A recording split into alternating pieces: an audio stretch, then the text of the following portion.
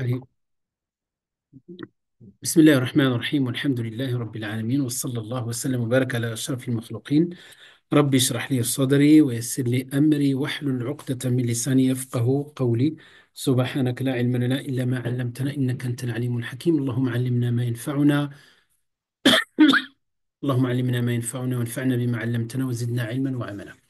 Donc, pardon, la première partie du cours, hein. Donc, on a passé 3 heures et quelques, dans lequel donc j'ai mis à disposition les enregistrements. Donc, on va continuer à les mettre à disposition parce que c'est un sujet qui est très, très important et qui est méconnu au sein de la communauté. Donc, autrement, les jeunes, ils sont vulnérables sur cette question-là.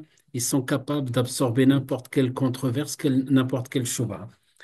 Voilà, donc j'ai appelé la première partie, c'est une petite partie dans laquelle on a présenté la question de la sunna.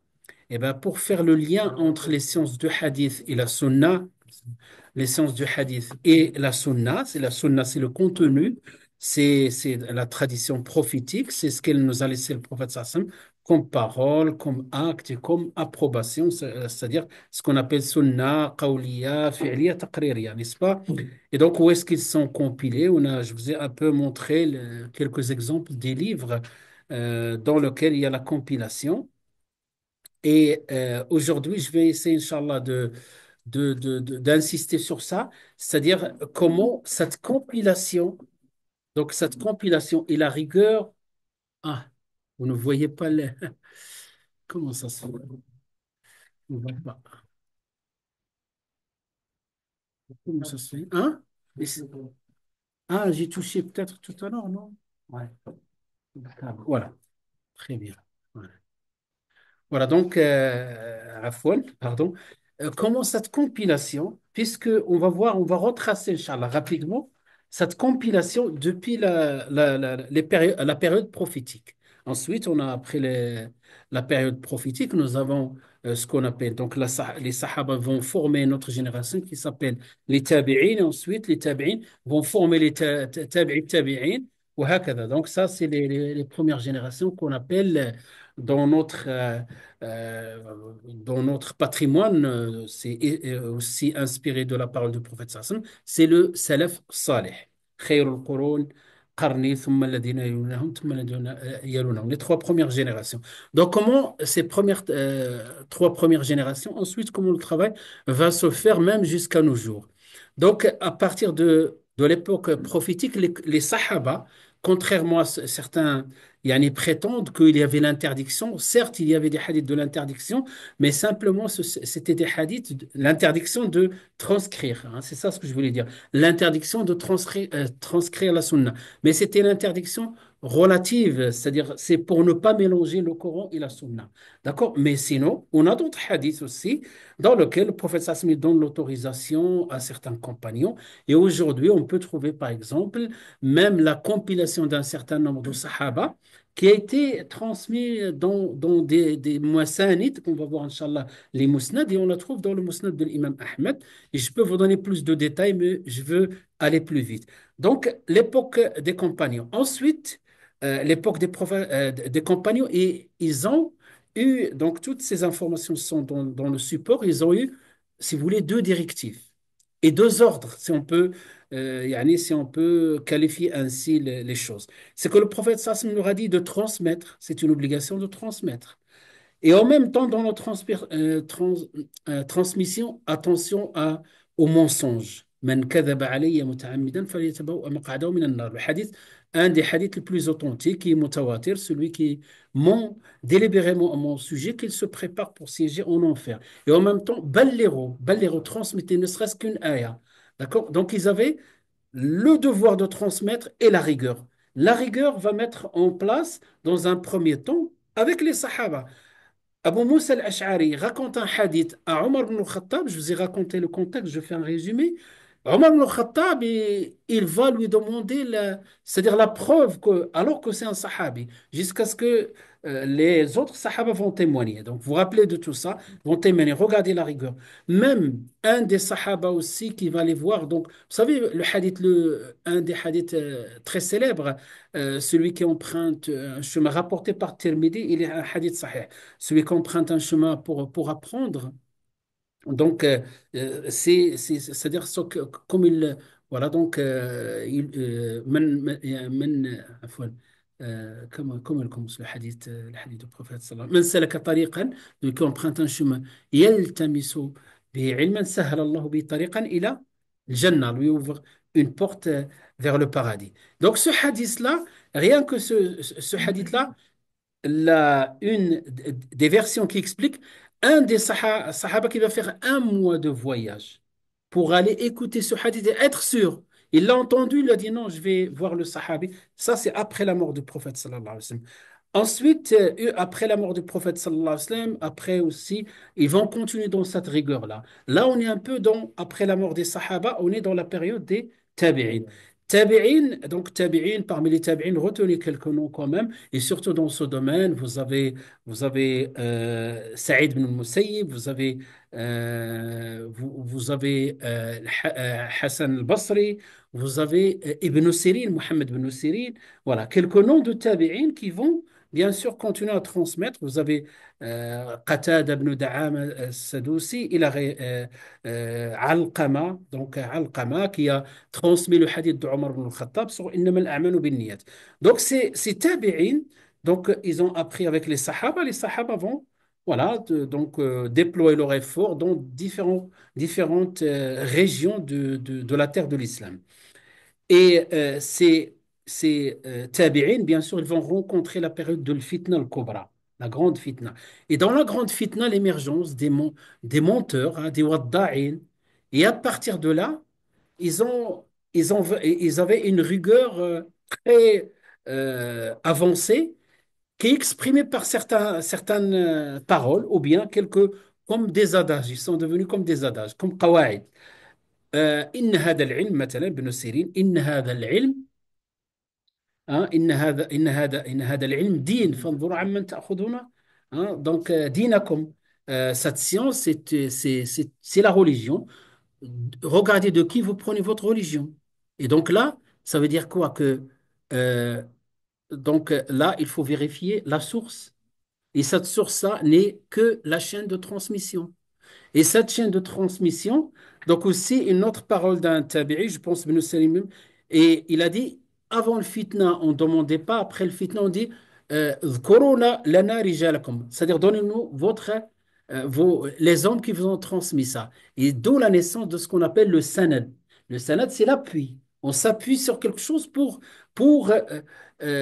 approuver le matn, le contenu. D'accord? Et de génération en génération, comme ça, c'est ce que je vais essayer, Inch'Allah, de vous montrer petit à petit. Donc là, la compilation du contenu de la sunna du prophète sallallahu alayhi wa sallam, qui est accompagnée par une rigueur de vérification. Ben, cette rigueur de vérification, il va nous donner la naissance des sciences du hadith, la naissance du science du hadith, ou bien les normes. Ils ont, cette science, il a plusieurs termes. C'est un besoin au fur et à mesure que se construit. Et j'ai commencé à vous parler un peu des livres les plus connus dans ce domaine-là. Donc là, pour voir la différence entre les deux, où est-ce qu'elle est la sunna? La sunna va être compilée au fur et à mesure. Donc tous ces tabi'in, et avant les tabi'in, les sahaba, donc les tabi'in vont suivre cette méthode-là. Ils commencent à compiler très tôt, hein. Le Bukhari, c'est plus tard, là, le troisième siècle, hein. Donc il est né en 194 de l'Hégire, d'accord? Mais avant lui, on va voir, Inch'Allah, on va voir quelques exemples de chaînes de transmission. C'est-à-dire, euh, à partir, si vous voulez, si je peux résumer, à partir de cette vérification, il va y avoir la naissance au moins de trois sciences parmi les sciences du hadith que je vais vous citer, sont indispensables, les plus importantes. La première science, c'est la science du sanad. Ça y est, vous voyez ce que c'est le sanad? La chaîne de transmission. Mais le sanad ne suffit pas, je peux fabriquer un sanad. Deuxième chose, hein, donc, euh, tarikh, l'histoire de, on va dire, ils l'ont appelé ilm rijal, la connaissance des biographies. Et je vais vous montrer concrètement des exemples, Inch'Allah, tout à l'heure. Donc là, ce qu'on appelle, et je voulais prendre des photos ou pendant la pause, on ira, Inch'Allah, dans la salle à côté et je vous montre le nombre de livres qu'on a sur la biographie de ces ulama, muhaddithin, notamment. D'accord, Inch'Allah? Ilm al-Rijal. Et avec Ilm al-Rijal, il y a une science importante, centrale, al-jarh wa al-ta'dil, c'est-à-dire l'agrément et désagrément. C'est-à-dire chacun, après avoir présenté ilm al-rijal, on va donner, par exemple, la date de naissance de la personne, le nom, le surnom, nombre d'enfants, etc. Tout ce qui concerne personnellement. Ensuite, lieu de naissance, lieu de décès, ses chouyours, ses voyages, ses adeptes ou là, ses élèves, et ainsi de suite. On a tout sur la personne et je vous montre, Inch'Allah, tout à l'heure des exemples. Euh, Avec ça aussi, on a ce qu'on appelle le jarh et ta'dil. Les grands savants dans le jarh wa ta'dil qui sont reconnus comme l'imam al-Bukhari, comme l'imam Ahmed, je vous donne des noms que vous connaissez plus. Sinon, vous avez Ali ibn al-Madini, vous avez Shu'ba ibn al-Hajjaj. Ce sont des grands savants de ilm al-hadith. Et eux, ils ont fait le tour. Qui dit science du hadith, voyage. Ils bougent, ils tournent. C'est pas ils attendent ça chez eux. Donc ils connaissent, ils ont côtoyé, ils ont examiné la mémoire. Des fois, ils font des pièges pour voir la mémoire est toujours bonne. Et à partir de là, ils vont noter deux critères. Le critère de l'honorabilité, tout ça, on va le retrouver, Inch'Allah. Et le critère de dabt. Donc, hadil adala, est-ce que c'est quelqu'un de confiance? Hein? Et deuxième critère de l'adala, la précision, la compétence. Hein? La confiance et la compétence, si vous voulez. Et donc, à partir de là, et vous avez la personne on a même des termes. J'ai essayé de faire des exemples, de vous donner des exemples. Par exemple, si on prend quelqu'un euh, d'un niveau très élevé, comme l'imam Malik ou l'imam Ahmed, on va dire tiqatun tiqa. On répète. C'est quelque chose de, yani, quelqu'un de, un des, on va dire un des qualificatifs les plus élevés. Imamun, dabitun, adlun, tiqatun tiqa, des choses comme ça. Sinon, si quelqu'un est un menteur, il fait partie des sectes qui ont essayé d'introduire, on va trouver le pire des qualificatifs, kadhab, c'est un menteur. Là, le menteur, tout ce qu'il va raconter, il va être qualifié de hadith menteur, fabriqué. Et ainsi de suite. Inch'Allah, je vous donne un peu, petit à petit, les orientations qu'il faut suivre. C'est-à-dire, il y a un fil conducteur dans tout ça. Voilà, donc on a compiler la sunna avec rigueur, la rigueur a sorti des sciences, des normes naturelles, parce qu'Allah il nous dit de vérifier. Le prophète Sassim il dit, attention, vous dites des mensonges délibérément, mais les compagnons ils étaient très rigoureux. Ils font attention de ne pas répéter n'importe quoi. Et voilà, donc cet état d'esprit va être Inch'Allah, suivi jusqu'à l'émergence. Petit à petit, on commence à voir les spécialistes de ces trois, ne serait-ce que de trois sciences. Ensuite, donc, cette science-là, puisque la naissance de cette science depuis l'époque prophétique, il commence à avoir des ramifications, des termes. Ben, c'est ça, ces termes-là, on va donner des définitions. Qu'est-ce qu'un hadith maqboul, un hadith? Parce que à l'origine, hadith, soit on l'accepte, soit on le rejette. Maqboul, mardoud. Mais le maqboul, il y a des degrés. Comment on va définir le premier degré? On va l'appeler le sahih. Quelles sont les conditions du sahih? C'est ça la terminologie. Mustalahul hadith. Voilà, la terminologie. Donc, cette science-là, on va inventer une langue, entre parenthèses, qui parlent les ulama et les muhaddithin particulièrement, eh ben, ces normes-là pour voilà, qualifier le hadith. Et c'est ce on va trouver par la suite. Voilà, donc on a parlé de ces livres. La bonne nouvelle, ça y est, j'ai presque fini le livre sur les sciences du hadith. Je l'ai appelé Ulum al-Hadith fi khidmati sunnah. Donc, parce que la démarche, c'est de commencer d'expliquer ce que c'est la sunna. Mais il va sortir, Inch'Allah, j'ai mis pour l'éditeur jusqu'au 31 janvier le temps de faire quelques vérifications. Bah, pendant les vacances, c'était déjà travaillé. Pendant les vacances, j'ai essayé de finir, alhamdulillah. Donc, les séances du hadith au service de la sunna. Au service, ulum al-hadith fi khidmati sunna. Pourquoi? Je prétends qu'il y a quelque chose de plus dans ce hadith-là. Je prétends, hein, Allahu alam. Des spécialistes peut-être ils vont me dire que non, c'est pas le cas. Voilà, donc, mais c'est pas grave, alhamdulillah. Donc, pourquoi? Parce que souvent, les livres que j'ai cités avant, ils passent directement. C'est vrai qu'ils mentionnent toute cette évolution-là, mais pas de manière très claire. C'est qu'ils vont parler directement de la terminologie. Quel est l'objet de science du hadith, les sciences du hadith, quels sont les domaines de science? On rentre dans le technique. Oui, parce qu'au début, les gens n'avaient pas ces controverses qu'on a aujourd'hui et qu'on a des négateurs de la sunna. Ils n'avaient pas des gens qui disaient qui est Al-Bukhari. Donc, il fallait tracer. Donc, c'est pour cela, voilà comment j'ai présenté le livre. Donc, Inch'Allah, je vais vous le présenter ici. On a parlé de tout ça. Hein, donc, j'ai même vous ai montré un peu quelques scénarios de la semaine dernière, n'est-ce pas? Donc, là, pour toujours dans la continuité, plus peut-être de détails, je vous ai montré même des formes, hein, je traduis, des formes par exemple, un savant qu'est-ce qu'il a côtoyé comme Zuhri. C'est un des centres hein, donc Zuhri à Médine. Il n'était pas le seul, mais le numéro un, le cheikh de l'imam Malik. Et au-dessus de lui, voilà, d'où il a appris. Et aussi tous ceux qui sont au-dessus de lui, on va dire de tabaqa, on les appelle tabaqa, comme vous dites, des couches ou des générations. Tabaqa de Zuhri, il y en a d'autres, mais on s'est focalisé sur Zuhri. Et Zuhri, d'où il a appris. Tout ça, ce sont des tabi'in. Des tabi'in. Hein. Et même lui, c'est un tabi'i, puisqu'il a appris directement de Anas bin Malik. Hein. D'accord, tu es un tabi'i, mais c'est un jeune tabi'i qui a appris de votre ancien tabi'i. D'accord? Et globalement, la plupart de ces hadiths, par qui ils passent? Hein? Ils passent par qui comme compagnon? Donc là, c'est ainsi de suite. Euh, voilà, pour vous montrer un peu. Je l'ai mis. Où est-ce que j'ai mis? Oh non, j'ai fait une bêtise. Oh là là. Aïe, aïe, aïe. Qaddar Allahu ma sha'a fa'al. Je ne sais pas ce qui m'est arrivé. Aïe, aïe, aïe. J'ai travaillé sur beaucoup de choses, subhanallah al-azim. Je les ai. Aïe, aïe, aïe. Qaddar Allahu ma sha'a fa'al. Vous savez, à un moment donné, j'ai fait copier-coller, je vais les déplacer, j'ai oublié de les déplacer. Qaddar Allahu ma sha'a fa'al. Aïe, aïe, aïe. Mhm. Je voulais les déplacer un peu plus loin. Khair, Inch'Allah. À moins si. Ouais, une petite. Ah non, c'est bon, c'est bon. Je pense, petit instant, Inch'Allah. Euh, d'accord.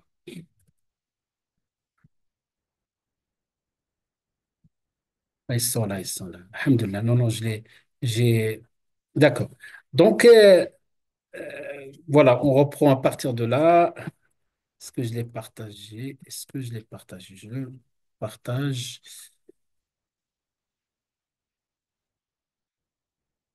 Voilà, donc, désolé. Hein. Donc, voilà. J'ai essayé de faire, si vous voulez, un résumé de hadith. Donc, le hadith, pardon, le livre qui s'appelle Ulum al-Hadith fi khidmati Sunnah. Donc, on va parler de la Sunnah, on va parler du Hadith. Donc, deux grandes parties, la compilation de la Sunna.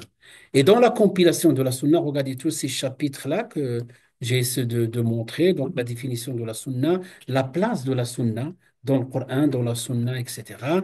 La compilation, le premier siècle, le deuxième siècle, même jusqu'au cinquième siècle. Et pendant ce temps-là, l'émergence de ce qu'on appelle ilm al-jarh wa ta'dil, le sanad, ilm al-rijal, la biographie, et la compilation même jusqu'au cinquième.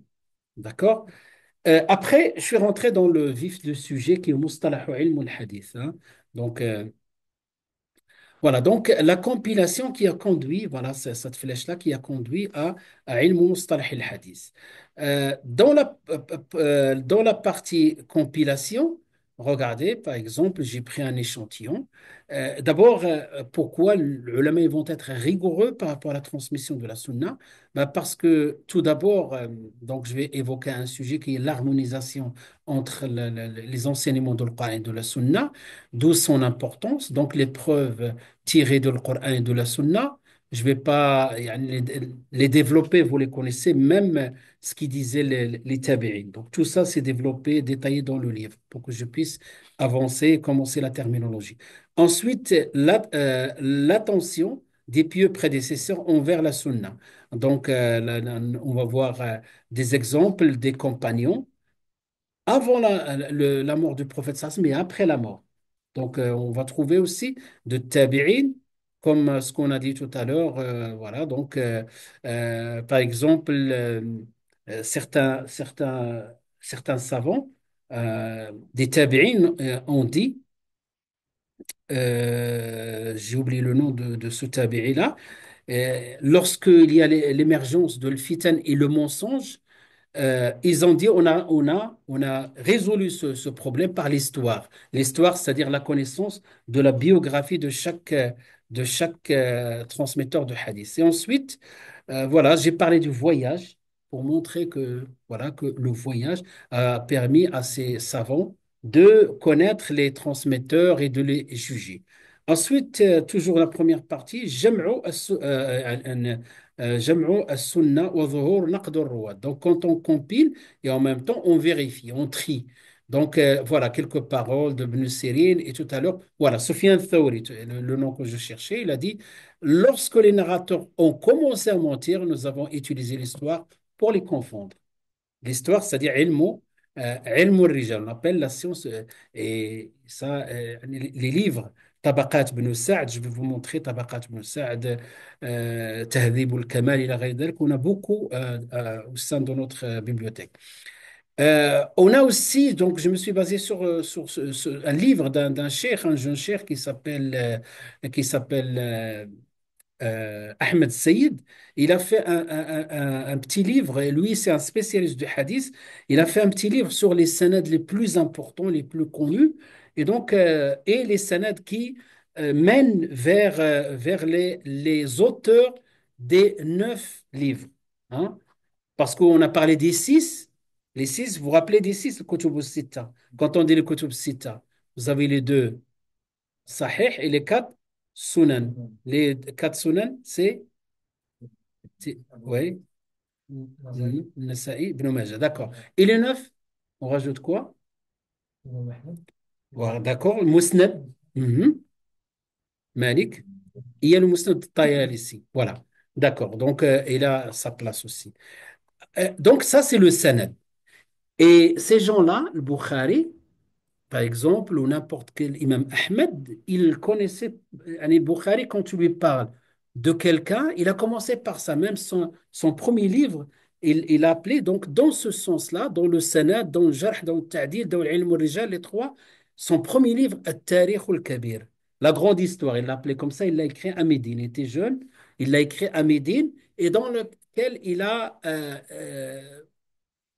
raconter la biographie ou voilà, compiler la biographie de beaucoup de savants. Il reste toujours une référence. Il n'y a pas que Tariq al-Kabir, il y en a d'autres. Voilà, donc on a euh, cette notion de sanad. L'imam, par exemple, le Bukhari, il va te dire directement. Donc, quand tu lui donnes le nom, hein, donc c'était déjà une science qu'il connaissait par. D'accord. Une science qu'ils connaissaient déjà par cœur, et après, donc, ils vont la compiler dans des livres. Ah non, c'est pas grave, Inch'Allah, c'est pas grave. Non, non, non, pas vraiment en retard, Inch'Allah. Allez, reprendre, on parlait de quoi? Voilà, donc ce qu'il faut, Bismillah ar-Rahman ar-Rahim, ce qu'il faut retenir par rapport à cette période-là, ces sciences-là, ils sont développées, ils ont leurs références, mais j'ai essayé de mettre en évidence au moins ces 3 noms pour bien les retenir. Ensuite, si vous voulez encore aller plus loin, j'ai pas développé ça dans mon livre, mais des choses encore très fines, très pointues, dans le livre de Mustalah al-Hadith de Sheikh Mahmoud Tahan, rahimahullah. Donc il parle de le mu'talaf, etc. J'ai jugé dans un premier temps de rester à ce niveau-là. Voilà, donc vous allez voir, Inch'Allah, les conclusions dans chaque période, comment on a avancé. Voilà. Et tout ça, le démarrage, c'est ce verset. Hein. C'est ce verset. dans lequel Allah nous ordonne la vérification, les hadiths du prophète sallallahu alayhi wa sallam. Et puisqu'on est dans les sciences du hadith, maintenant quand je prends hadith, il y a une manière de faire le takhrij de le hadith. On l'appelle le takhrij, on va le voir inshallah. C'est-à-dire sortir ce hadith de ces sources-là. Et il y a même alhamdoulilah, des applications, des sites spécialisés, des livres. Et souvent, donc, une fois qu'on va dire le matn, puisque aujourd'hui, pas comme avant, on va réciter le Sanad, et même si on récite le Sanad, on ne connaît pas. Et donc, alhamdoulilah, les 6 livres, le Kutub Sitta et les autres, il suffit voilà, quand c'est Sahih Bukhari ou Muslim, c'est Sahih directement.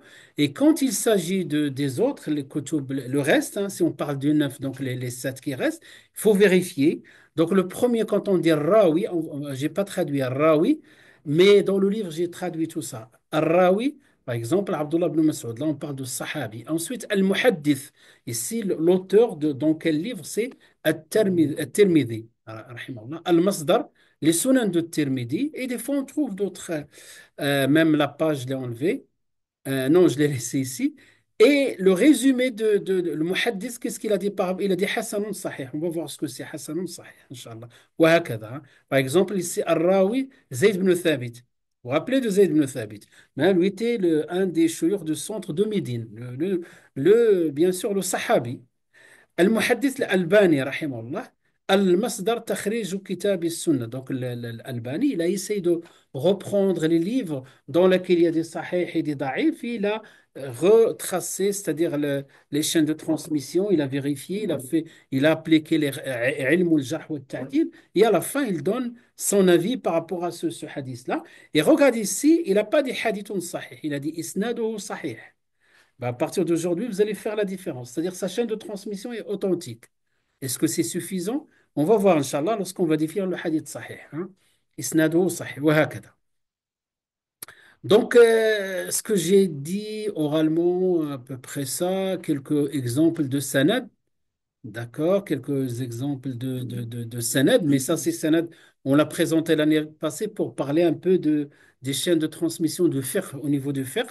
On a vu ça aussi tout à l'heure, juste avant.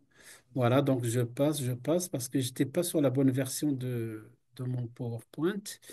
Voilà, donc voilà. Et c'est à partir de là, maintenant que cette science-là, vous imaginez, va prendre hein, du chemin, il a pris du chemin, depuis Sahaba, Tabi'in, il commence à sortir des termes. Après, donc, on va se mettre d'accord, entre parenthèses, sur des termes, sur des définitions, hein, sur cette science qui s'appelle Ilmu al-Mustalah. C'est pour cela, moi, dans le livre, j'ai appelé les sciences du hadith au service de la sunna. Science du hadith, ce n'est pas une science abstraite comme ça, on apprend par cœur les définitions. Non, on l'applique. Donc, au service de la sunna. Si je fais un résumé des compilations, donc maintenant j'ai bien mis en rouge pour ne pas confondre avec les livres de sunna. Hein? Bukhari, Muslim, Tirmidhi, Nasa'i, ça, c'est le contenu. Là, c'est la science au service pour comprendre le sahih de celui qui n'est pas sahih. D'accord? C'est ilmul mustalah, la science des normes, hein? Des normes de hadith. D'ailleurs, le cours, hein, le module, c'est les sciences du hadith. C'est-à-dire, on est censé peut-être commencer par là et expliquer qu'est-ce qu'un hadith sahih, qu'est-ce qu'un hadith daif. Mais on a essayé de sortir l'origine de cette science-là. Ça va? Parce que là, c'est bon? Donc, on peut parler, donc souvent son nom qui revient dans tous les livres. Lorsqu'on parle de la terminologie de hadith, au début, c'était éparpillé. C'était éparpillé des termes, c'était, on va dire, quelque chose qui est devenu de l'ordre de l'usage qu'utilise l'ulama. Maintenant, il faut théoriser tout ça et mettre sous forme de compilation. Donc, le premier, on parle dans l'histoire yani de sciences du hadith, le premier qui a écrit un livre presque complet, pas tout à fait complet, Rama Hormozi, rahimahullah, qui est décédé en 362 l'Hégire. Ça ne veut pas dire qu'il a inventé ça. Lui, il s'est servi de toutes les sciences qui étaient éparpillées pour compiler un livre. Ensuite, Ulum al-Hadith, ça, dans l'ordre chronologique, nous avons Al-Hakim al-Naysaburi, rahimahullah, qui a un livre très célèbre qui s'appelle Mustadrak, de l'imam Al-Hakim al-Naysaburi. j'ai parlé de ce livre-là parce qu'il est vous voyez, donc le début du 5e siècle. Et donc là, quand j'ai tracé, j'ai parlé de 3e siècle, l'âge d'or des sciences ou plutôt des sciences du hadith et du hadith. Et là, on va trouver les Kutub Sita dans cette période-là. Mais après eux aussi, il y avait d'autres, comme Daraqutni, comme Al-Hakim al-Naysaburi. Voilà. Donc lui, si tu prends Naysaburi, Al-Hakim al-Naysaburi, il a écrit dans le Sunna, les livres de la Sunna, les hadiths, les chaînes de transmission, il s'appelle le Mustadrak. Mais il a aussi un livre aussi sur Ulum al-Hadith, les sciences du hadith, comment comprendre ce qui est recevable de ce qui n'est pas recevable. Le Hakim Naysaburi, rahimahullah. Ensuite, ainsi de suite. Donc, Al-Kifaya fi riwaya l'Hafiz Al-Khatib al-Baghdadi. Euh, voilà, jusqu'à ce qu'on arrive à Ibn Salah. Je n'ai pas cité le nom de tout le monde, mais simplement pour votre information. Même dans le livre, je n'ai pas mis ces détails. Voilà ce que j'ai mis dans le détail. Le ulama, il parle de trois, on va dire, stations importantes dans la compilation des sciences du hadith, des sciences de normes du hadith, hein. Ces trois stations. Donc le premier, vous voyez, j'ai commencé par le dernier. Il s'est servi de tous ces savants-là. À chaque fois que quelqu'un écrit, on va regarder ce qu'il a fait. On dit, voilà, à l'ordre, il faut rajouter quelque chose, il a oublié ça. Il faut, on va dire, refaire le classement. Il fallait commencer par ça, jusqu'à ce qu'on arrive à la version que tout le monde utilise aujourd'hui. C'est celle, on va voir, Inch'Allah, de Ibn Hajar al-Asqalani par la suite, hein. Donc, la première station, c'est, si on veut dire la plus importante, on arrive à la maturité. On est avec le Khatib al-Baghdadi, rahimahullah, qui est mort en 463 de l'Hégire. Donc, vous voyez, un siècle plus tard, après Rama Hormozi, hein, euh, Ibn Salah, c'est un grand savant, muhaddith. On lui a demandé d'enseigner dans une école de l'époque, hein, dans une université de l'époque. Et il a commencé, donc c'est une science, il n'y a pas vraiment de référence. Il y a celui de Khatib al-Baghdadi, mais pour lui, il est mal classifié. Il va le prendre, il va le reclassifier, il va le retravailler. Et les gens, quand ils vont voir comme des supports de ces cours-là, ils ont dit magnifique ce qu'il a fait Ibn Salah. Mais après Ibn Salah aussi, il y a Ibn Salah, on lui a demandé aussi, après Ibn Salah, il y a Ibn Hajar al-Asqalani. Ibn Hajar al-Asqalani, vous voyez, donc là, on est 5e, 7e et 9e siècle. Ibn Hajar al-Asqalani, comme je vous ai dit, pour mieux le connaître, c'est celui qui a fait le tafsir de Bukhari, le plus connu. Il y a beaucoup de tafsirs de Bukhari, mais le tafsir le plus célèbre, le plus répandu, c'est vous connaissez le nom? Hein, Fathu al-Bari, hein, l'Ibn Hajar al-Asqalani. Toujours, il essaie de faire des titres comme ça. Donc, Ibn Hajar al-Asqalani, qui est, je pense, de l'Égypte, rahimahullah, et il a écrit Nuzhatun Nazar, voilà. Au début, on lui a demandé d'écrire un livre très restreint pour que les étudiants apprennent par cœur et après, on leur explique, dans lequel il y a toutes les définitions. Maintenant, comment ça se ramifier, à se multiplier, ces définitions, ces normes. Ben, il a écrit Nukhbatul Fikr. Nukhbatul Fikr, et il a trouvé un écho considérable au sein de l'Ummah, de Talaba, des professeurs. Tout le monde voulait enseigner. Tout le monde a voulu faire une interprétation et détailler, expliquer ce Nukhba. Et lui, il dit, tout le monde s'intéresse, moi aussi, je vais faire yani l'explication de Nukhba. Il l'a appelé Nuzhatul Nazar, les Sharhi, donc Nuzhatul Nazar. Et aujourd'hui, tel qu'on classifie, vous prenez maintenant le livre qu'on a pris comme référence au début de Mahmoud Tahan, rahimahullah, c'est vraiment presque le Nukhba, la classification de Nukhba de Ibn Hajar al-Asqalani, rahimahullah. Voilà, donc il y a des petits matns, on les appelle, des petits matns. Donc, quand tu prends le Nukhba, c'est tout un petit livre, hein. Tu peux le mettre dans ta poche. Mais c'est un concentré de l'ilm. C'est un concentré. Il y a des petits livres comme ça qu'ils ont trouvé un écho, comme dans Usul al-Fiqh. Vous avez Usul al-Fiqh, les premiers, parmi les premiers du 5e siècle, nous avons Imam al-Haramain, Al-Juwayni, rahimahullah, le cheikh de Abu Hamid Ghazali, rahimahullah. Al-Juwayni, il a écrit un livre très célèbre, vous connaissez, sur le fiqh. On a parlé un peu de ça, non? Surtout, on l'a fait avec Cheikh Abu Nour, non? Tu te rappelles pas? Non? c'est Al-Waraqat. On l'a ici, il est en vente. Petit livret Al-Waraqat. Ce livre-là, comme Nukhba, il a trouvé un écho. Jusqu'à aujourd'hui, il est enseigné. Jusqu'à aujourd'hui, il y a des universités qui commencent par étudier le Waraqat. D'ailleurs, moi, j'ai des formations que j'ai suivies, on a commencé par le Waraqat. Au solfège, on commence par le Waraqat. Et ensuite, donc bien sûr, le Waraqat, c'est un petit livret et on explique. Même des universités, ils prennent directement Nukhbatul Fikr ou bien et il y a toujours un cheikh derrière qui explique. Alors, qu'est-ce qu'on trouve dans ces sciences du hadith? Eh ben, on va trouver des définitions, puisque ces termes, la terminologie, d'accord, on va les faire passer rapidement.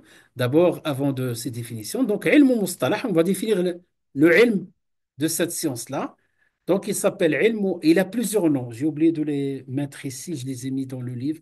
Il s'appelle ulum al-hadith. Il s'appelle ilm al-hadith, au pluriel et au singulier. Il s'appelle mustalah al-hadith. Il s'appelle usul al-hadith.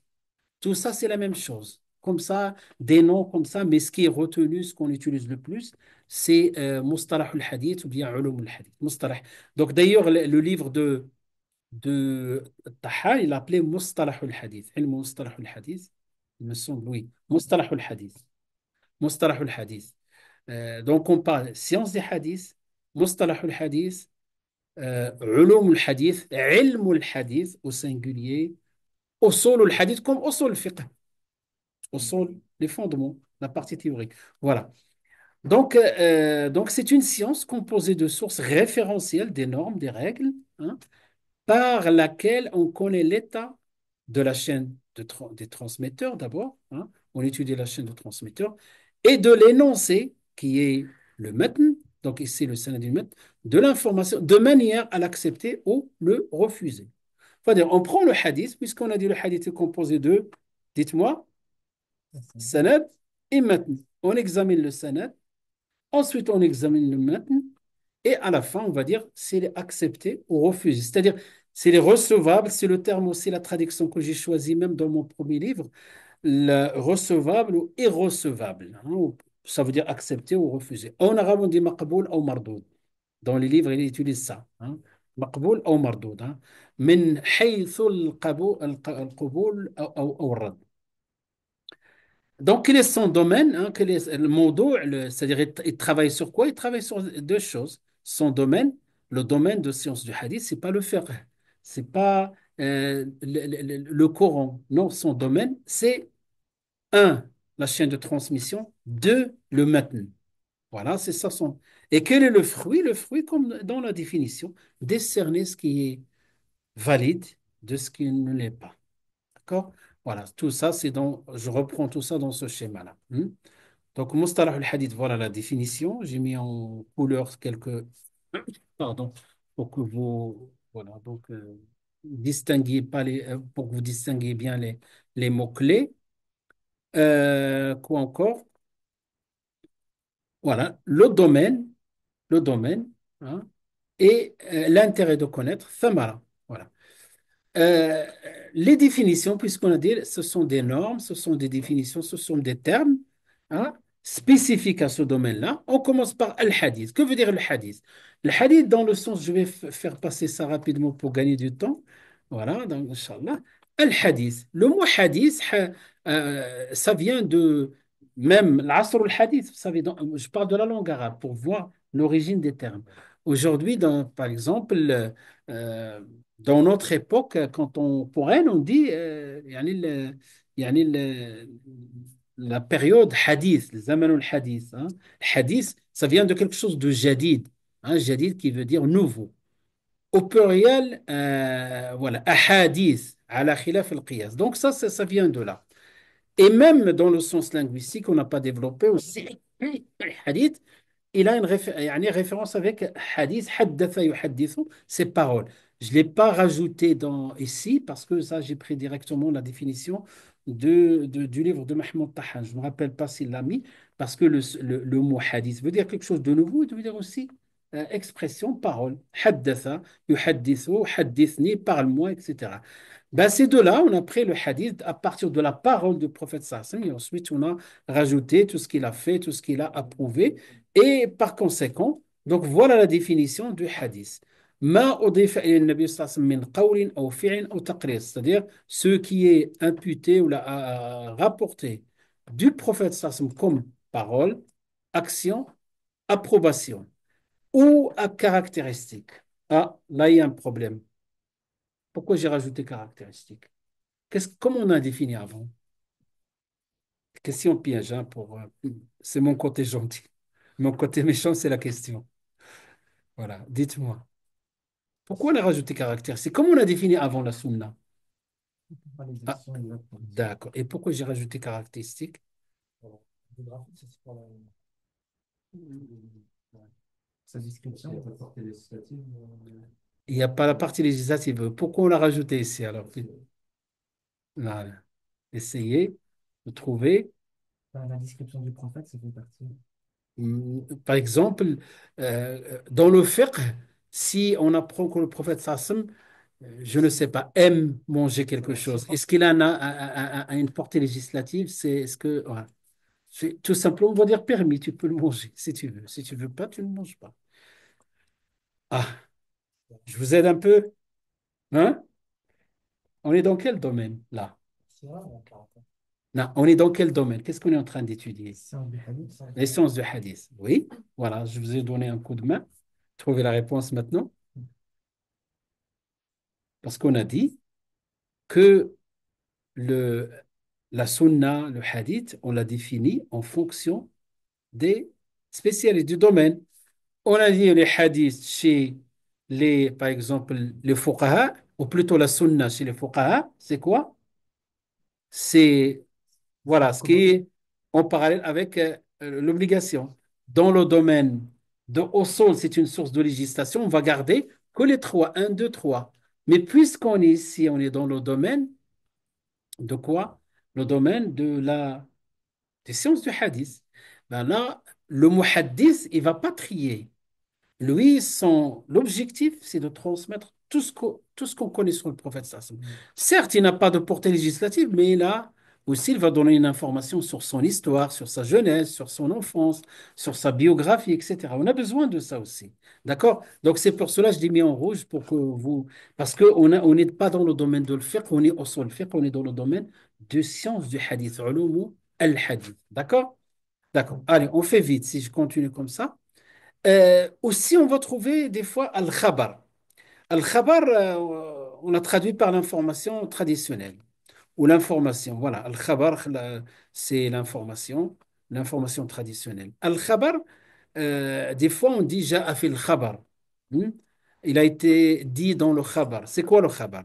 Le khabar, dans la langue arabe, euh, c'est l'information. Et dans la terminologie, il peut être l'équivalent de hadith. On peut dire hadith, on peut dire khabar. D'accord? Donc, c'est-à-dire tout ce qui est attribué au prophète sallallahu alayhi wa sallam, et il y a trois, si vous voulez, trois définitions de khabar. Tout ce qui est attribué au prophète sallallahu alayhi wa sallam est attribué à ses compagnons et attribué aux autres générations, on l'appelle khabar. On n'a pas distingué. Quand on dit le hadith, on a distingué. D'accord? Ça, c'est la première explication. Voilà donc, deuxième, il est différent ainsi le hadith et ce qui provient du prophète sallam et l'information, ce qui provient des autres. D'accord. Première définition, tout le monde. Deuxième, on distingue. Et la troisième, hein, on dit son sens est plus général que le hadith. Ainsi, le hadith, ce qui provient du prophète sallam comme information traditionnelle et ce qui vient ou provient de lui ou des autres que lui. Donc, le mot hadith, ce qu'il faut retenir, c'est quand on dit yani un hadith, c'est que cette information est imputée au prophète sallallahu alayhi wa sallam. Lorsqu'on dit ja'a fil khabar, et ça on trouve dans les livres de hadith, on trouve ça.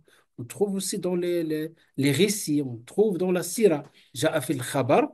Et donc là, ça peut être le prophète sallallahu alayhi wa sallam, comme ça peut être quelqu'un d'autre. D'accord? Al-khabar. On trouve aussi al-athar, et c'est plus utilisé, al-athar. C'est-à-dire les traces, ça vient de traces, comme si on suit les traces du prophète sallallahu alayhi wa sallam. Donc il y a deux définitions chez les spécialistes. Même sens que le hadith, hadith ou athar, et même des fois, vous savez, les frères qui sont spécialistes dans les sciences du hadith et qui sont donc, des fois dans l'école salafiste, ils vont dire, ou des fois il peut dire salafi, des fois il dit athari. Voilà. C'est-à-dire quelqu'un qui est spécialiste dans le hadith ou il suit la sunna du prophète Sassam à l'instar de Salafi qui dit qu'il est à la conformité voilà, de Salaf. Pareil, al-Athar. Et le athar qui veut dire aussi la même chose que la première version, c'est la même chose que le hadith. Et deuxième, c'est comme le khabar, ce qui est attribué, ce qui est imputé aux sahaba et aux tabi'in. Pareil. Hmm. Pareil que le prophète Sassam, parole, acte, etc. Et il a rien dit. On ne peut pas parler de approbation ici. Euh, Al-Isnad, on trouve le terme sanad, musnad, isnad, usnida. Donc, vous voyez, de la même racine, il y a des significations différentes. Al-Isnad. Quand on dit Al-Isnad, maintenant, quelqu'un va te dire, Qala Rasulullah sallallahu alayhi wa sallam. Supposons, on est entre spécialistes de hadith. La personne, elle entend ce hadith-là, dit, donne-moi ton isnad. Hein? Donc, en arabe, on dit azou. Ou là même, de manière générale, le terme azou, c'est-à-dire donne-moi l'origine de l'information et qui est, de qui tu as pris cette information. C'est ça un peu le azou. Donc, on le trouve même quand on fait dans l'écriture, dans les livres, dans la recherche, bah, quand on fait des passages, des fois, on fait du azou. C'est quoi le azou? On va dire ça, extrait d'un tel ou tel livre ou la parole de tel ou tel livre. D'accord? C'est ça de manière, il y a l'isnad, l'isnad, ça c'est dans le premier sens, c'est imputer le hadith à son locuteur, hein, de manière générale. Ça peut être un hadith du prophète sallam, comme ça peut être un khabar ou autre chose. Ou bien veut dire al-isnad, qui veut dire la chaîne de transmission, les noms des personnes jusqu'à ce qu'on arrive au prophète sallallahu alayhi wa sallam. On appelle al-isnad. Et là, ce sens-là. As-sanad, la chaîne de transmission qu'on utilise le plus, la chaîne des hommes conduisant, c'est la même chose. Des fois, on peut utiliser isnad ou sanad, et des fois, on dit les isnad pour désigner l'origine de l'information.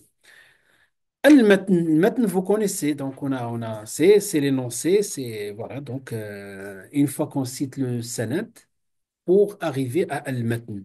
Hein. Je fais vite, hein, vous n'avez qu'à lire. Donc, exemple, un extrait du livre. Vous avez ici, par exemple, regardez comment on va.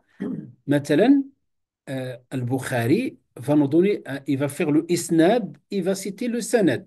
Le isnad, c'est-à-dire il va faire le azou, il va attribuer, il va imputer ce qu'il a entendu de son cheikh et son cheikh de la même manière. Ça, on appelle, chacun, il va faire l'isnad.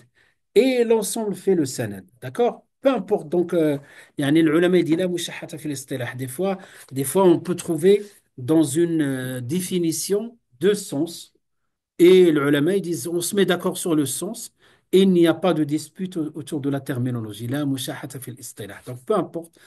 Si quelqu'un dit non, c'est le sanad, non, c'est l'isnad, mettons d'accord sur l'un ou l'autre et après, on regarde le plus important. Donc, ici, par exemple, ici, ça, c'est, vous ouvrez le livre de Bukhari, le Sahih al-Bukhari. La première chose, il commence comme ça. Donc, après, bien sûr, les introductions, tout ça. Il dit حدثنا الحميدي, c'est son cheikh الحميدي, Abdullah ibn Zubayr nous a rapporté, disons, lui aussi, il dit حدثنا Sufyan, hein, donc des fois ils vont mettre que le prénom, et alors qu'il existe beaucoup de Sufyan, il y a Sufyan Thawri, Sufyan ibn Uyayna, mais tellement ils savent le cheikh de Humaydiyo, ils savent que son cheikh, et lorsqu'il dit حدثنا, parce qu'il est resté avec lui 20 ans. Donc, quand il dit Soufiane, ici, il parle de Soufiane ibn Uyayna, pas Soufiane Thawri. Soufiane nous a apporté, disons, Yahya ibn Saïd al-Ansari. Là, on a donné vraiment son nom complet. Ça dépend du contexte. Hein. Nous a rapporté, disons, Mohammed ibn Ibrahim al-Taymi, pareil. M'a informé, disons, avoir entendu Al-Qam ibn Waqqas. C'est un tabi'i qui a écouté directement. Il a dit, j'ai entendu Omar ibn Khattab dire de le minbar, la chair, hein, dire Et lui, Omar ibn Khattab, il donne son sanad, puisqu'un sahabi, Sami'tu Rasulallah, j'ai entendu le prophète sallallahu alayhi wa sallam dire, voilà, ça c'est le sanad ou l'isnad. Hein. Chacun asnada, et l'ensemble fait le isnad. Moi, je choisis cette définition. Innama al-a'malu binniyat, les actes ne valent que par l'intention. Vous voyez, un des hadiths les plus connus. Après, on a fait quelque chose que j'ai rajouté, ce qu'on appelle le takhrij. C'est quoi le takhrij que je vous ai dit la dernière fois? C'est faire sortir ce hadith de ces sources-là. Il a été transmis par plusieurs chaînes. Et ces chaînes-là, bien sûr, ce qui est oral, des fois, il peut rester. On l'a pas tracé, mais ce qu'on a tracé, ce qu'on a, yani, ne serait-ce que les chaînes qu'on trouve dans les 6 livres, le Kutub Sita, ne serait-ce que les Kutub Sita, voire les 9, alors qu'il y en a d'autres. Voilà, donc on va trouver que le Bukhari, ça c'est le takhrij, on va le sortir de toutes ces sources. Et attention, c'est pas toujours la même chaîne. On va pas trouver le Bukhari avec cette chaîne-là et Muslim avec la même chaîne, non. Une autre chaîne. Hein.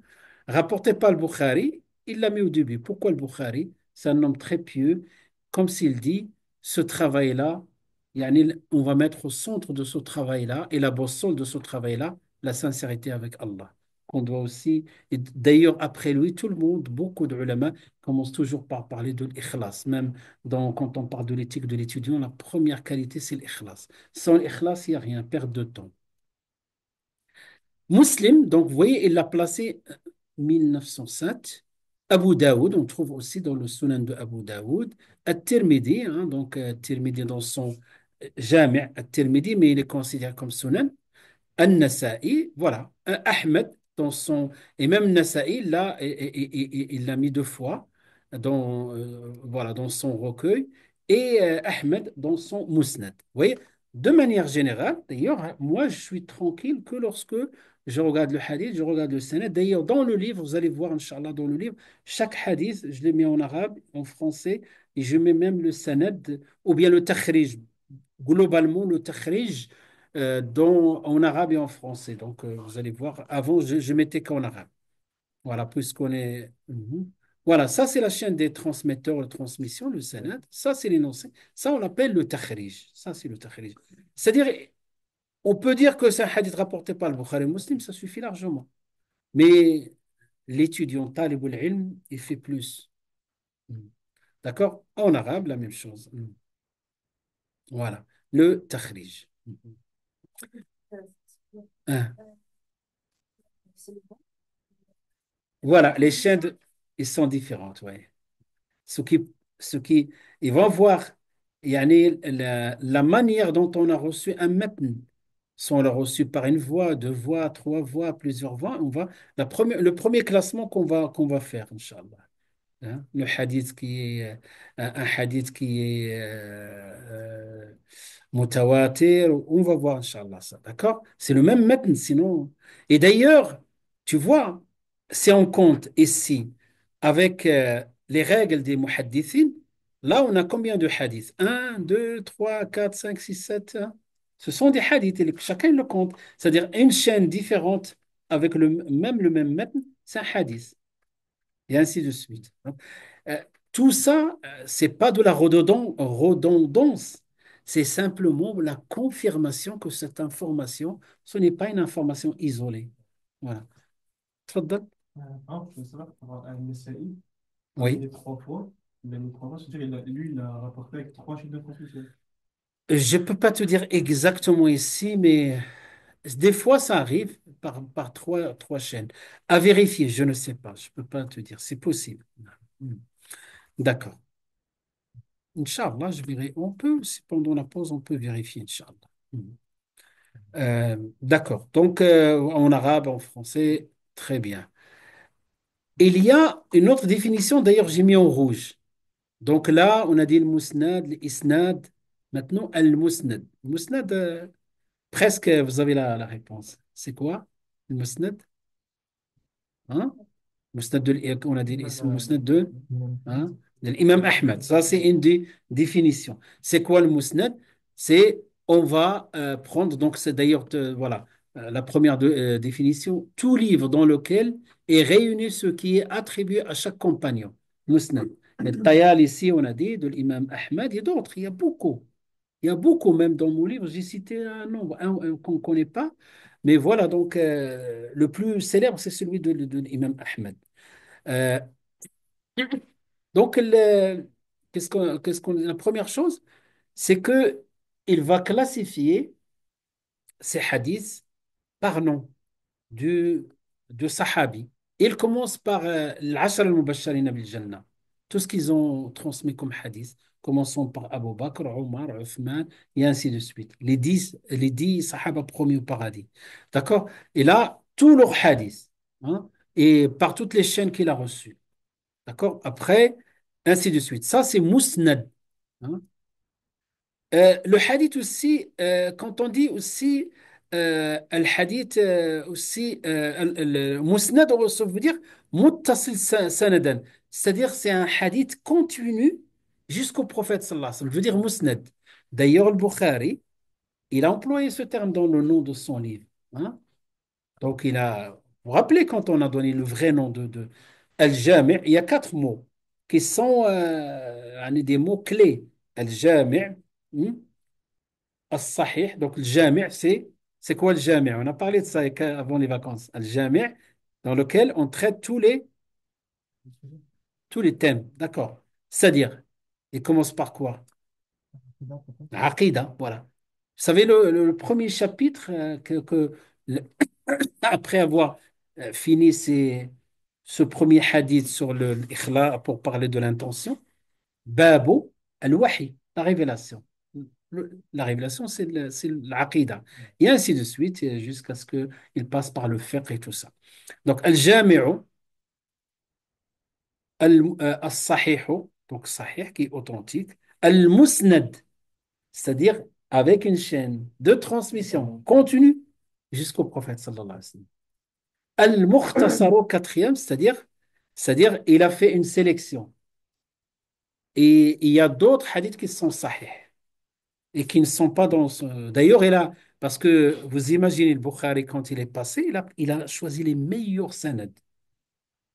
Après, donc, Muslim, quand il passe derrière lui, il ne va pas reprendre les mêmes sanad. D'ailleurs, chacun, il a fait son chemin. Chacun, il ne va pas copier-coller parce qu'il va raconter, il va transmettre les sanad de qui il a appris. Et donc, ça ne va pas être automatiquement pas le même sanad.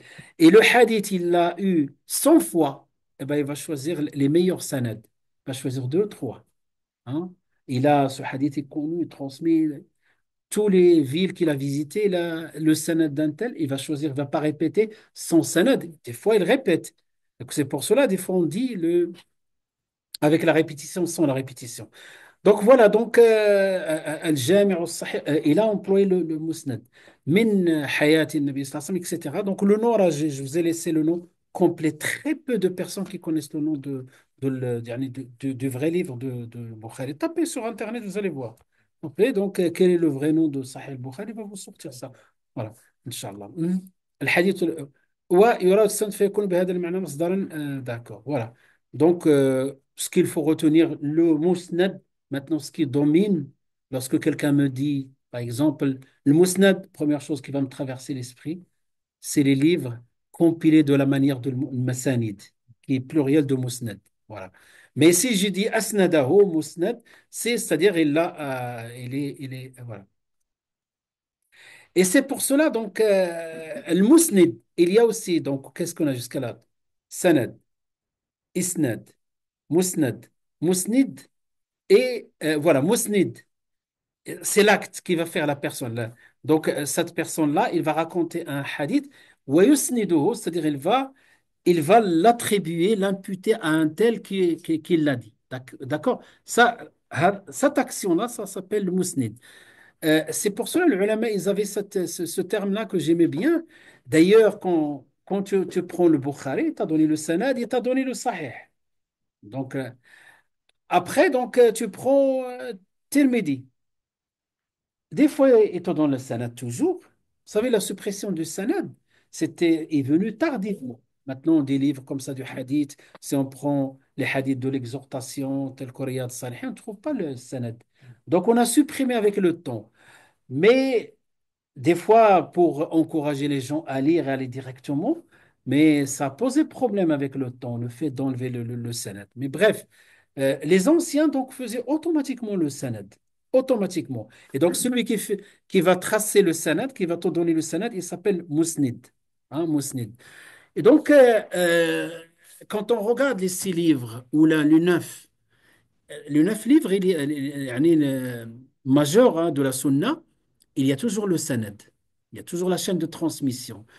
Euh, Ici, on pose la question, et pourquoi le Bukhari, voilà, il a jugé tous ces hadiths sahih, les autres, des fois ils jugent sahih, des fois daif, des fois ils disent rien. Ben, la réponse est ça. On emploie le terme, le verbe asnada. Hein. Il a dit, c'est lui qui t'a renvoyé à une pardon, à une source de transmission, t'a fait reporter la responsabilité. C'est une citation qui disait, Man asnada laka faqad ahalak. C'est-à-dire, l'imam Ahmed, dans sa compilation, il a dit, j'ai euh, compilé tous les hadiths. Lui, il a fait une démarche différente de Bukhari. Chacun, comme je vous ai dit, comme un cahier des charges. J'ai compilé tous les hadiths dans lesquels les sanad sont propres. C'est-à-dire, c'est pas des sanad dans lesquels il y a des wadda'in, ce qu'on appelle ceux qui fabriquent les hadiths. Je vous ai mis le maximum pour vous laisser le travail. Et donc, il vous a donné le sanad. À vous de faire le reste. D'accord? Parce que le volume de l'Musnad de l'imam Ahmad est beaucoup plus voilà, volumineux que le Sahih al-Bukhari ou Muslim ou les 6 livres. Vous allez voir, Inch'Allah, ça. Et dans le livre, je cite le nombre de hadiths, etc. Al-Muhaddith, ça, on arrivait à. Voilà, donc on arrivait. Al-Muhaddith, Al-Muhaddith, Al-Muhaddith, c'est le spécialiste du hadith, comme le faqih, comme le usuli. Donnez-moi d'autres exemples des spécialistes. Le faqih, le usuli, le muhaddith, hein, le Coran, le tafsir, hein, le mufassir, ainsi de suite en fonction de voilà, les spécialistes de lecture de le Coran, le Qurra, hein, le Qurra, etc. Donc voilà, en fonction de leur spécialité. Après, ça, c'est voilà pour votre culture générale. On peut souvent, on emploie surtout le mot al-hafid. Gardez le terme en arabe, c'est mieux. Al-hafid, par exemple, Ibn Kathir. Al-hafid, Ibn Hajar al-Asqalani. Euh, Al-hafid al-Iraqi. Tous sont de la même famille. Non, ils ne sont pas de la même génération. Déjà, oui, même, peuvent être de la même famille, mais c'est un titre. Celui qui atteint un niveau très élevé voilà, dans le science du hadith, qui connaît beaucoup de chaînes de transmission, des sanad, qui vraiment devient une référence, on appelle al-hafid. C'est-à-dire, il a appris par cœur, il maîtrise. Al-hafid. Et au-dessus de l'hafid, il y a un autre titre. J'ai pas dit le Hafiz al-Bukhari. Pourquoi j'ai pas dit le Hafiz Ahmed ibn Hanbal. J'ai pas dit le Hafiz Malik. Vous voyez, ce sont des ulama de hadith. On les appelle comment, ado? Imam, oui, parce qu'ils sont en même temps, et sont en même temps des faqih. Imam, c'est lié au fiqh. Mais au hadith, ils ont double casquette. Le hakim peut le dire, mais on ne les appelle pas. C'est pas beaucoup utilisé, même si je le trouve dans. Il y a non, Amirul Mu'minin. On l'appelle Amirul Mu'minin fil hadith. Amirul Mu'minin fil hadith. Shu'ba ibn al-Hajjaj, Imam Ahmed, Imam Bukhari, Muslim, tout ça, c'est Amirul Mu'minin fil hadith. C'est-à-dire, Amir al-Mu'minin, est-ce que quelqu'un peut donner des ordres à Amir al-Mu'minin? C'est-à-dire, ils ont atteint un niveau très, très élevé. Donc, voilà. Voilà par rapport à l'introduction. Maintenant, on a petit à petit, on a passé quand même pas mal de temps pour comprendre d'où est sortie cette science-là et un peu. Voilà, on va continuer toujours dans la terminologie maintenant. Comment cette science-là nous a permis de classifier le hadith. Allez, on va classifier, donc on va voir, hein, on va voir les classifications selon les sciences du hadith. Donc, premier chapitre, division de l'information, hein, selon des critères. Critères un, 2, 3. Vous allez voir, Inch'Allah. Voilà. On va trouver selon, par exemple, division de l'information traditionnelle selon le mode de réception. Tout à l'heure, on a dit un matn, comme tout à l'heure on a vu le hadith, on a vu au moins 6 7 sanad. Sanad implique un hadith dans un recueil, hein, parmi les recueils de hadith. Et donc, cette information, et l'information ici, traditionnellement, on parle du matn, comment il nous a été reçu, donc de plusieurs manières. C'est ce qu'on va définir. Donc, en arabe, on dit taqsim al-khabar. Vous voyez le khabar? Vous avez remarqué, je n'ai pas dit le hadith, parce que le khabar est plus général. Et pour cela, il a fait le choix, Allahu Alam, parce que des fois, euh, l'information peut monter, il s'arrête au niveau de Sahabi. C'est une parole de Sahabi. Vous allez voir, on va lui donner un nom. Il s'appelle Mawquf. Il montre au prophète sallallahu Marfou'. Il s'arrête au niveau du Tabi'i, Ibn Sirin, on va dire Maqtou'. D'accord? Et donc, c'est pour cela qu'on a parlé de l'khabar. Selon le mode de réception, ben, de manière générale, les modes de réception, les spécialistes du hadith, ils disent soit on l'a reçu de manière notoire, mutawatir, sinon on va l'appeler ahad.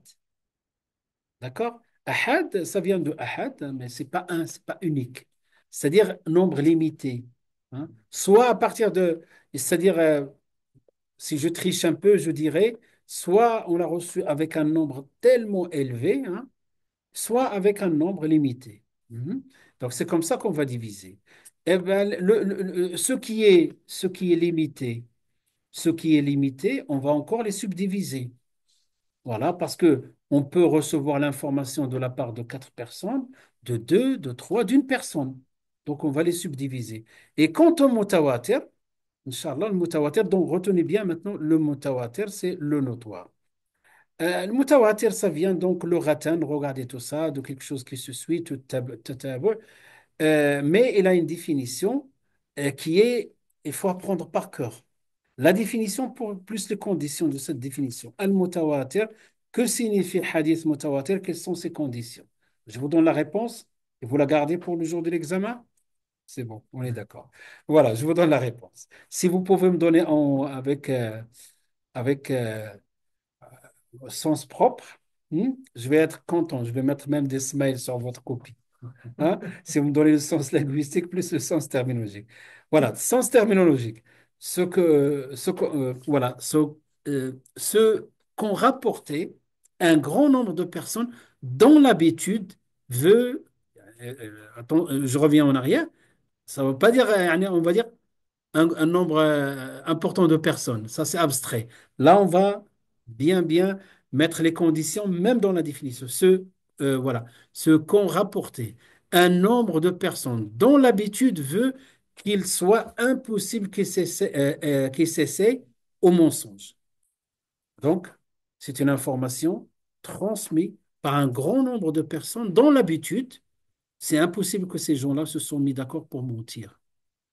D'accord? Le notoire. Mhm.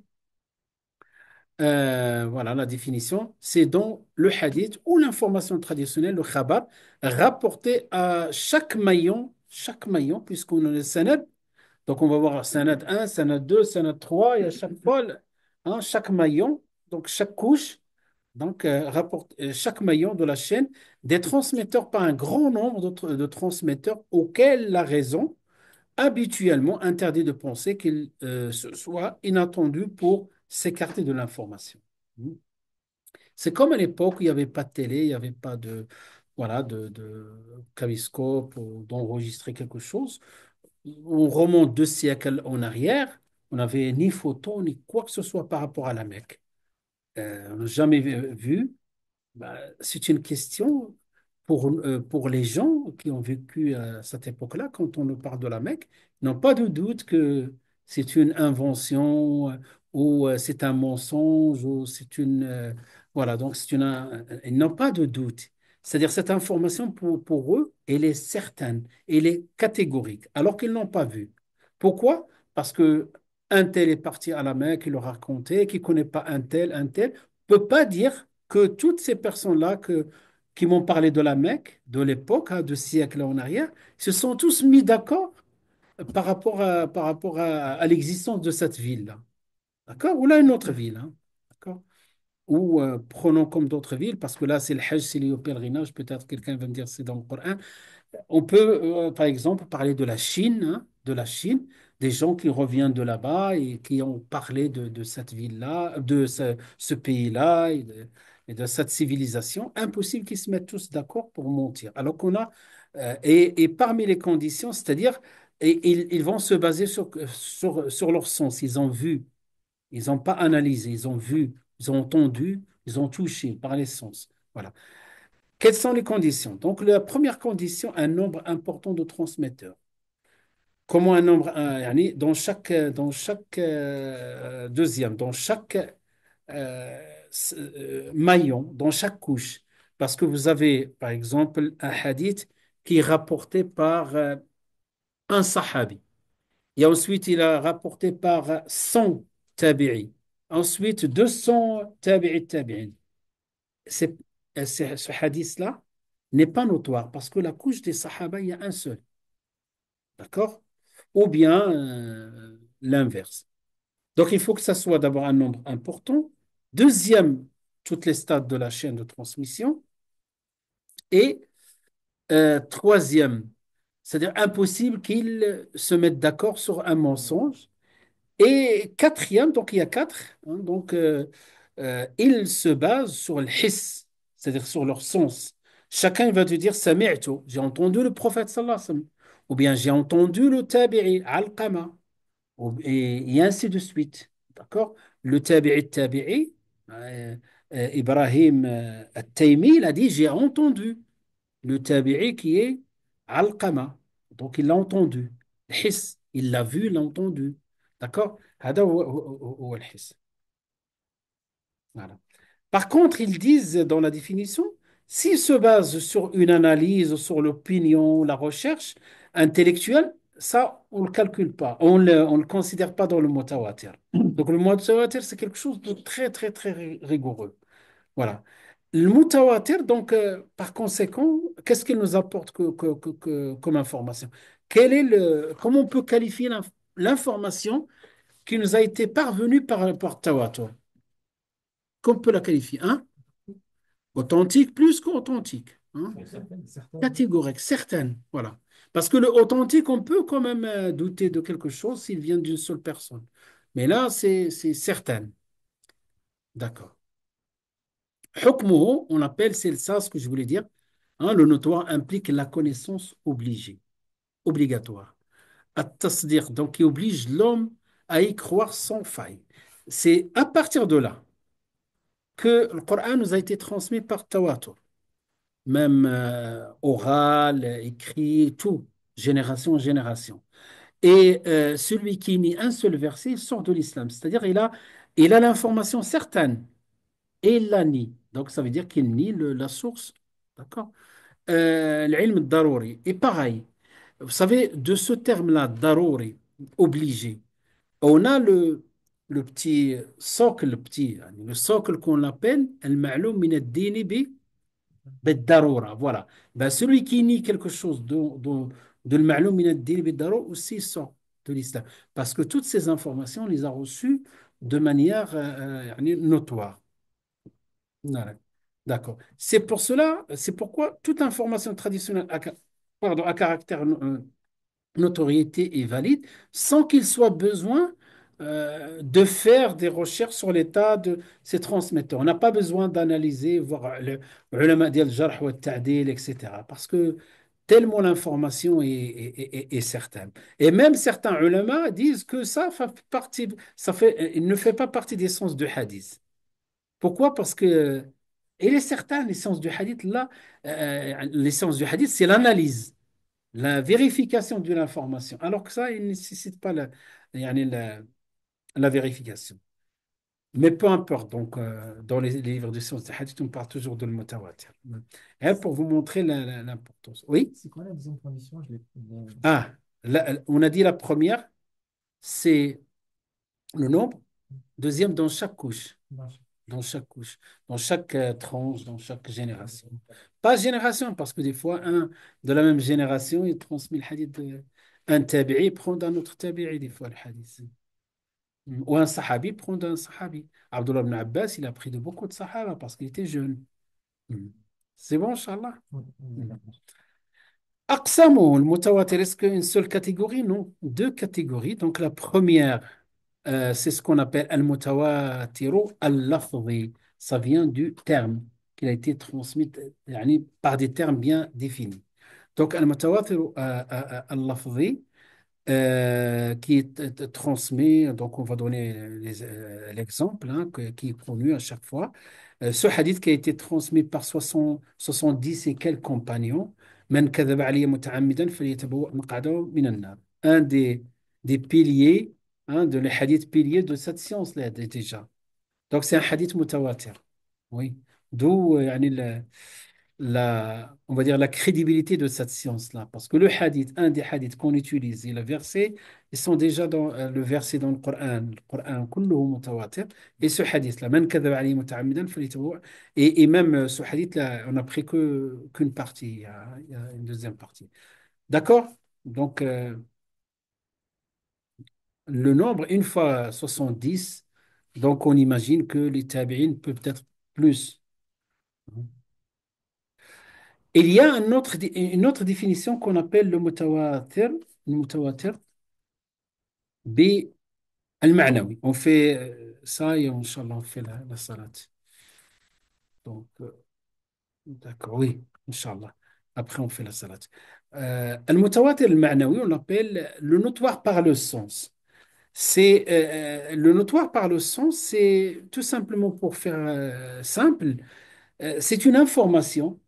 C'est une information qui n'a pas été transmise de la même manière par 70 sahaba ou la 50 sahabi et ainsi de suite.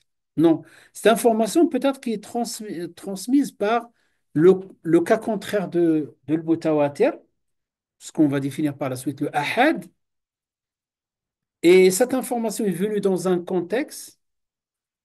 Le hadith nous parle, qui est ahad, nous parle du contexte et il a introduit cette information à l'intérieur. D'accord? Avec l'exemple, vous allez mieux comprendre. Un deuxième hadith qui parle d'un autre sujet, d'un autre contexte, il introduit cette information. Vous voyez? Le troisième, quatrième, jusqu'à ce qu'on arrive à comprendre que cette information est certaine. Et à chaque fois qu'on nous parle, yani on a parlé dans différents thèmes et on a toujours trouvé cette information valide dans ces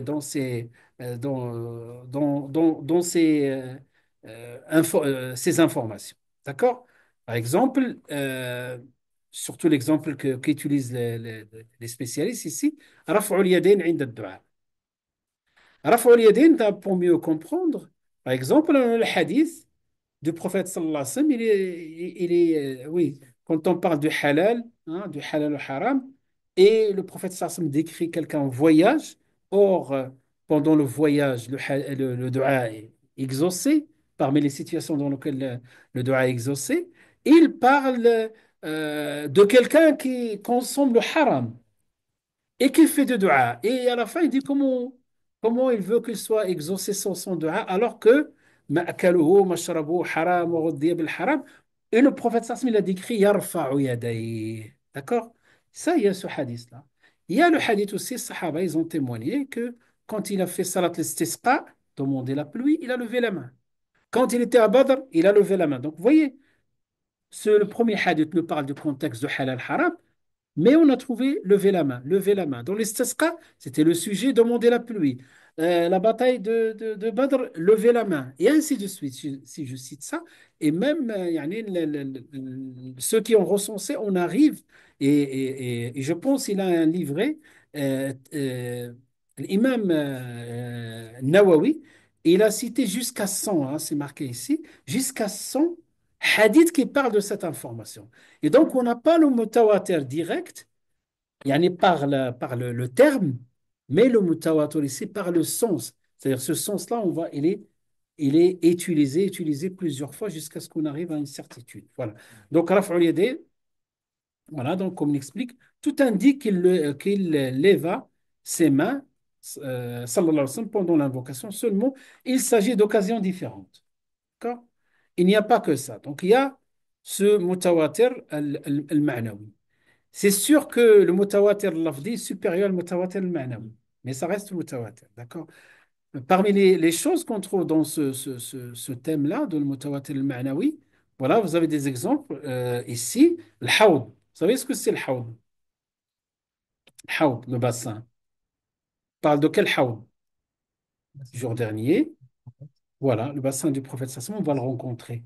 Il a été cité de manière mutawatir, mais par le sens. D'accord?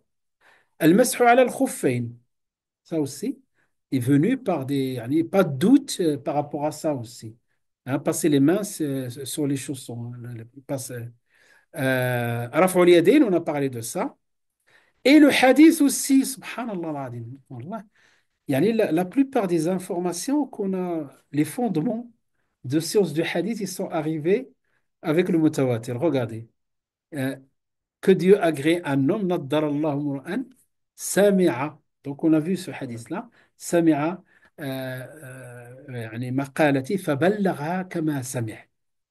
Donc qu'Allah fasse, qu'Allah agrée, plutôt qu'Allah illumine le visage d'un homme qui a entendu nos paroles et les a transmises comme il les a entendues.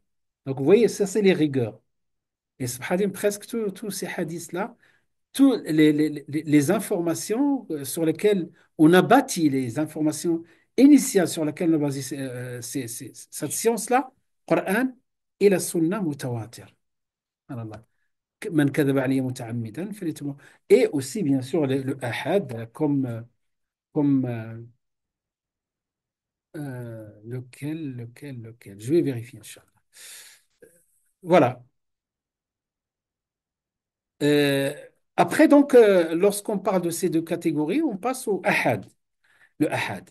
À noter que les hadiths mutawatir sont moins nombreux que les hadiths ahad. La plupart de hadiths, même sahih, même rapportés par le Bukhari ou Muslim, ils sont ahad techniquement. Mais est-ce qu'ils peuvent arriver à une information certaine? C'est ça la question. Ils peuvent atteindre, oui, ils disent s'il a été entouré par des indices, qara'in. Par exemple, parmi les qara'in, il est rapporté par le Bukhari ou Muslim. On sait très bien qu'ils ont des filtres très rigoureux. On trouve le hadith rapporté par le Bukhari, Muslim, et on le trouve aussi dans les autres sunan, et on trouve, et tout le monde a dit sahih, sahih, sahih, plus le Bukhari ou Muslim. Et donc, ça, ce sont des qara'in. Autour de cette information des qara'in, et il peut atteindre le niveau de certitude. D'accord? Après, il y a le ahad. D'autres, on va voir les ahad qui n'a pas le même niveau. C'est un sahih, mais voilà, dans la chaîne de transmission, il n'est pas tout à fait qualifié de sahih. Hassan, un peu moins. On va voir, Inch'Allah, ça lorsqu'on va parler des degrés d'authenticité. D'accord? Voilà. Euh, mais, subhanallah, moi, de mon côté, euh, je ne m'inquiétais pas par rapport aux hadiths qu'on a dans la Sunna, qu'on a dans les livres de Sunna, des quatre écoles, Madhahib al-Arba'a, parce que l'ensemble hein, des hadiths, je ne sais pas quel savant qui a dit ça, Dhahabi, je pense, il a dit que la Sunna, ou bien les moutoun autour duquel j'ai la source par rapport à cette information c'est très intéressante et même j'ai récupéré, téléchargé le livre qui parle de ça. C'est une recherche d'un cheikh avec un ensemble de ses étudiants. Ils ont fait une recherche pour recenser tous les hadiths. Et ensuite, ces hadiths-là, quand on va les recenser, bien sûr, matn plus sanad. Et à la fin, donc, enlever les répétitions.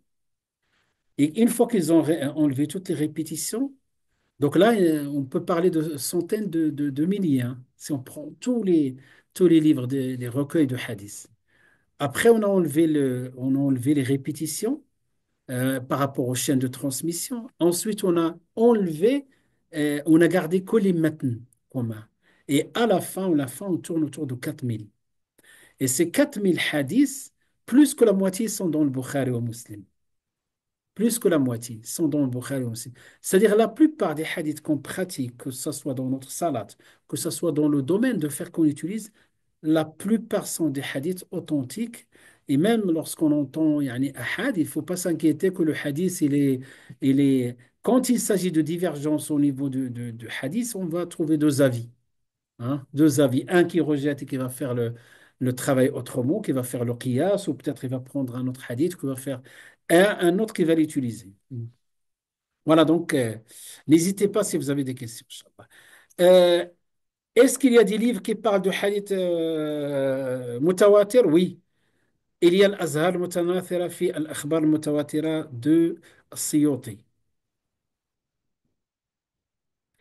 Siyoti, c'est lui qui a écrit le livre de l'essence du hadith. Vous avez retenu le nom d'un livre très important, hein? Les Itqan?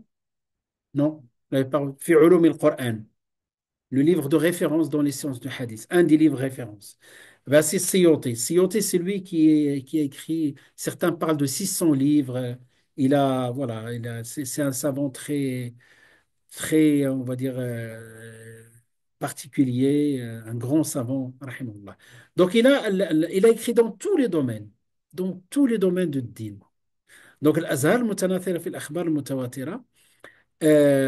Voilà, donc, ensuite, un autre, قطف الأزهار. Mhm. Et aussi نظم المتناثر من الحديث المتواتر. Ces trois livres et surtout le dernier, hein, donc de Mohamed Ben Ja'far Al-Kattani. D'accord? Voilà, je les ai, ils sont téléchargeables sur Internet, mais des fois, ils n'ont pas tout à fait utilisé ce que c'est vraiment la notion de hadith mutawatir. C'est-à-dire, et bien sûr, il y a des hadiths mutawatir, mais des fois, il y a, on va dire, forme de tolérance un peu limite négligence. Et on prend des hadiths qui ont beaucoup de voix, mais toutes les voix mènent au hadith daif. Des fois, ça arrive. Hein, comme le cas de, selon certains ulama, le hadith de 73 groupes. Et le Kattani, il l'a considéré comme hadith mutawatir. Si c'était mutawatir, il n'y aurait pas de divergence entre les ulama sur le mutawatir, sur ce hadith-là et d'autres. Donc, apprendre avec un peu plus de précaution ce qui est dans ces livres-là. Voilà. Surtout, je parle du dernier que j'ai essayé de regarder. Voilà, donc après, une fois qu'on a fini le mutawatir, on arrive à l'ahad. D'accord? On arrive à l'ahad qu'est-ce que l'ahad? C'est facile. Ce que n'est pas mutawatir. D'accord? Et qu'est-ce qu'un mutawatir? Si je vous pose la question dans l'examen et je vous dis qu'est-ce qu'un hadith ahad, vous allez dire ce qui n'est pas mutawatir. Et moi, je vais répondre dans la copie. Et qu'est-ce qu'un mutawatir? Inch'Allah. On va prendre une pause, on va faire la salat et on va reprendre, Inch'Allah. Wa sallallahu wa sallam wa barak ala sayyidina Muhammadin wa ala alihi wa sahbihi ajma'in. Alhamdulillahi rabbil alamin.